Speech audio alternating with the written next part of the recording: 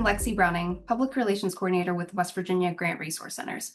Welcome to our fourth episode of Resource Roundup, an original interview series launched to help facilitate partnerships and connections to experts and resources to help you level up your next project. Today, we have the privilege of hosting Peter Dolkart, Community Development Regional Manager with the Federal Reserve Bank of Richmond.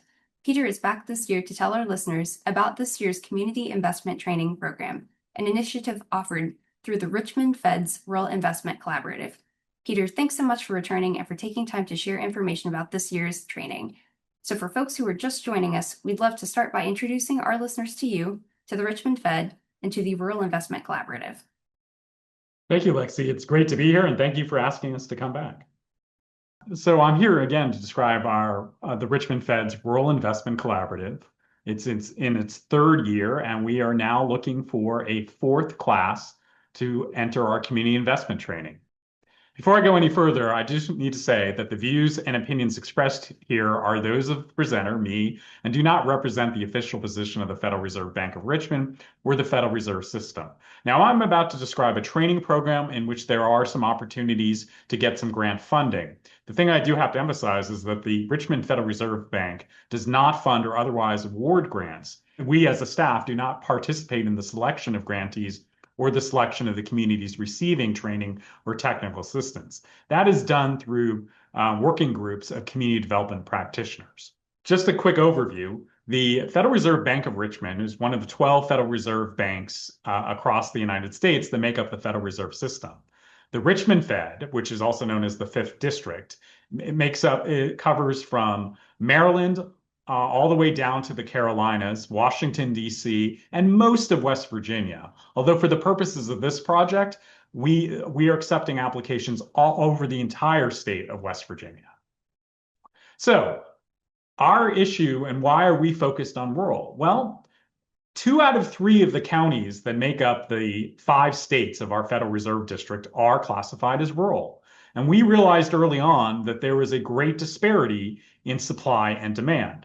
For example, the USDA Rural Development Innovation Center in March of 2026 documented that of 75,000 grant-making organizations active in the United States, only about 8% were based in rural communities. Of the rural-based organizations that issued just about $3.5 billion in grant funding, only about 3% of that total funding issued by grant organizations was in rural areas.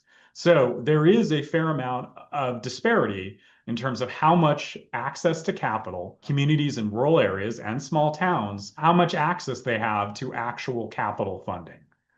We also realized that there was a demand issue, which is that throughout communities, throughout rural counties, there are plenty of talented people with great ideas, but they don't necessarily have the training or been given the capacity to figure out how to take a concept of a project and turn it into an investable idea, an investable concept. So that's where the community investment training comes in. It helps train communities on how to take a project and walk it through the phases of a development project and think through how to build that capital stack that can attract investment. So we created the Community Investment Training, which is a 4-month virtual program. It starts in January and it runs through May, in which we accept 25 projects across our Federal Reserve District, including West Virginia. We usually accept 4 to 6 projects on average a year in West Virginia alone. Once accepted, they join us for 2-hour sessions over 12 weeks, in which they are taught everything they need to know, from the terminology of community development finance to the elements of investment, to how to think through the phases of a project, and then how to kind of think through what we call a capital stack, that layer of different elements of funding that can be both debt and equity. And then we train them on how to literally pitch that project to investors. So an early win for us in our first cohort, which graduated in 2024, is Victor Farmer, who's the gentleman in the middle of the photo. Victor works for Boone Memorial Hospital in Boone County. And the hospital is probably one of the largest employers in that county. And they realized that the commercial strip in that community needed further investment and revitalization. So they actually invested in revitalizing some properties on their main street, creating a commercial kitchen, a small business incubator. And that project has been fairly successful. And in fact, just last year in 2025, Victor was named the local leader of the year by the West Virginia Brownfields and Main Streets Association. So what projects are we looking for? Well, like I just described with Victor's project, a Main Street revitalization project is always an excellent project for this type of training. Also, housing. There's such a disparity, such a lack of affordable units in West Virginia and across the country for people who are looking for jobs or looking for an affordable place to live. So any type of housing project is certainly ideal for this project. Small business incubators, facilities that help people with workforce training, and also what we call community amenities, things like community centers, parks, recreation facilities, as well as infrastructure. It might be just upgrading the water system or broadband. Any types of those projects that fall under what we call community development projects are ideal for this type of training. So project eligibility. Well, we have a variety of different things we're looking for, but first and foremost, an individual applying to be part of this training needs to have a concept for a project. So they need to apply and outline what they're generally wanting to accomplish for their community in terms of a specific proposal for a project. They don't have to have all of the details fleshed out. They may just have a concept. That's what the training is for.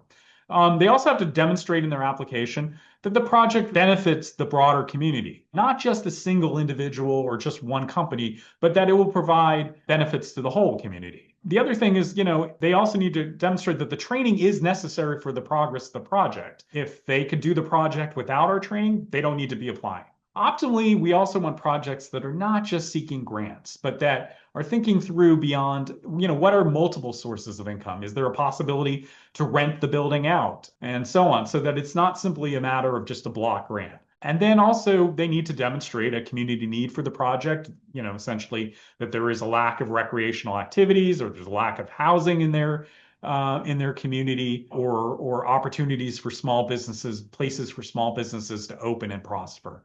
And then they should be able to demonstrate that there's some community-based institution who is in support of the project. I mentioned Victor. Boone Memorial Hospital was clearly the institution that sponsored and supported the project. It could be a local government, it could be a chamber of commerce, it could be a local university or institution, but that there's some entity that is in support of the project beyond just the single applicant.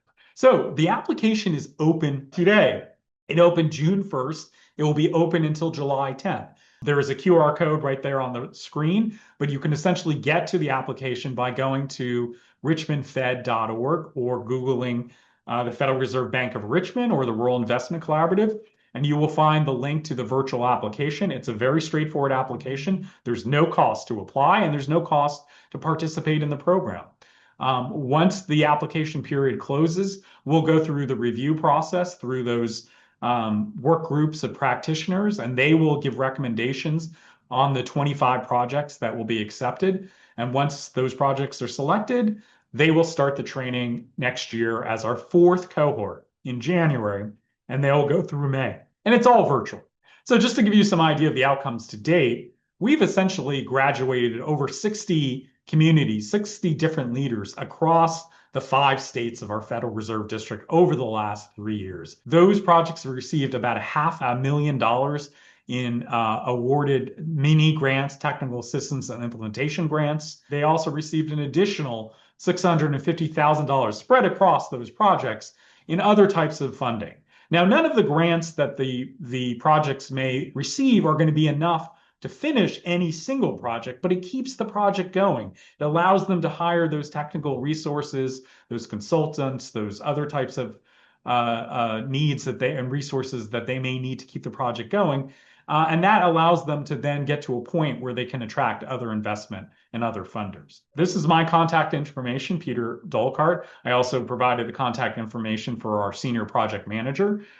If people have any questions or so on, feel free to reach out to us. And again, you can also reach out to us through the Richmond Fed website. So that's generally the overview, Lexi, of the community investment training that's provided through the Rural Investment Collaborative. Thanks so much for sharing this overview with us, Peter. I do have a couple quick questions before we wrap up our episode. So you shared one case study with us about what a successful project could look like within the CIT program. What are some of the other previous projects that come to mind? Bonus points if they're also West Virginia based. Yes, no, absolutely. In Mercer County, I believe where the city of Bluefield is located, great state university, we have a graduate from last year who is working to provide additional housing units, not fairly close to the university, but more importantly, that area is seeing a huge surge in outdoor recreational activity, particularly with the trails and people riding those all-terrain vehicles. And so, the housing really can serve both purposes, both for the people who are year-long residents, but also people who are coming to enjoy that seasonal recreational activity. So that's in the city of Bluefield.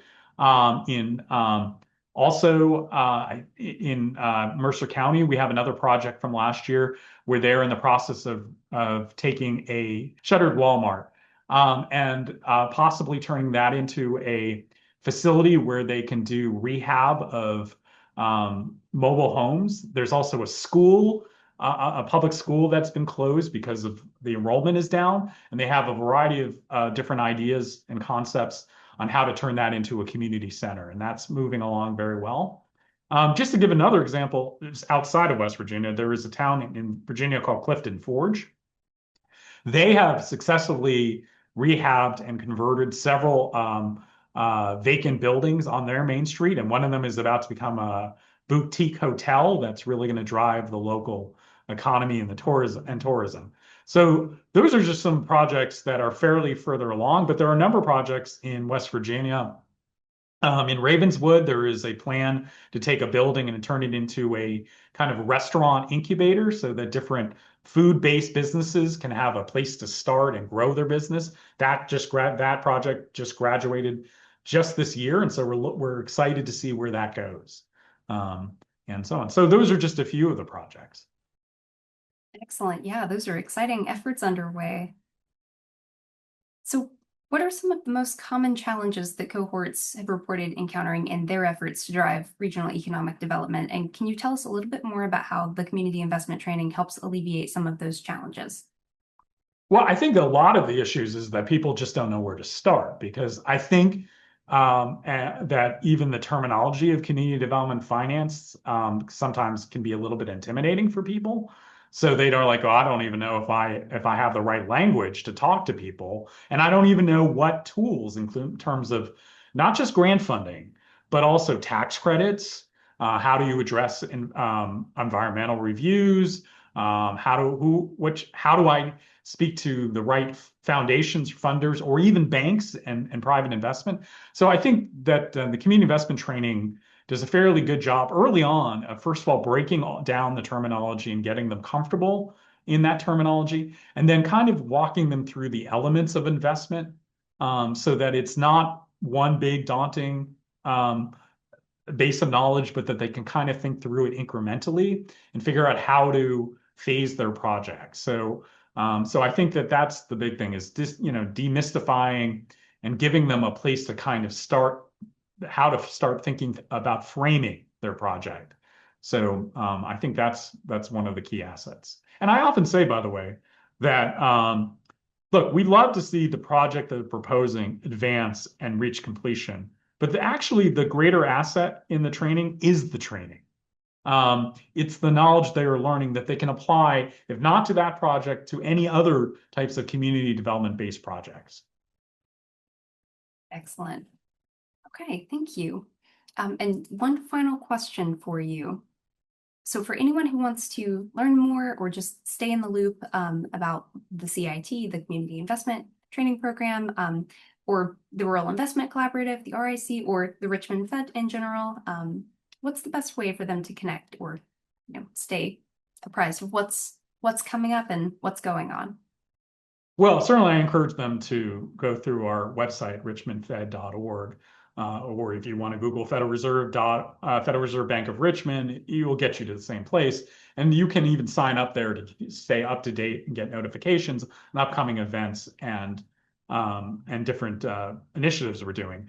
But certainly there, you can also find contact information for me, but you also saw it on the slide. And people who see that previous slide, please feel free to reach out to me directly through my email or even call me on the number I provided. Happy to talk to anybody. And I travel through West Virginia on a monthly basis. So, reach out to me. Maybe we can have an in-person coffee and I can talk to you directly about the training. Excellent. Thank you for sharing that. Well, Peter, thanks so much for joining us today and for sharing all of this valuable information with our listeners about this year's Community Investment Training Program through the Rural Investment Collaborative, and just about the valuable resources that this program offers. That's it for this episode of Resource Roundup, an original interview series hosted and produced by the West Virginia Grant Resource Centers. To our listeners, be sure to like and subscribe to the West Virginia Grant Resource Center's YouTube channel for future Resource Roundup episodes, and follow us on Facebook, Instagram, and LinkedIn. And be sure to subscribe to our newsletter for the latest updates. Peter, thank you again, and thank you to our listeners, and we will see you soon. Thank you.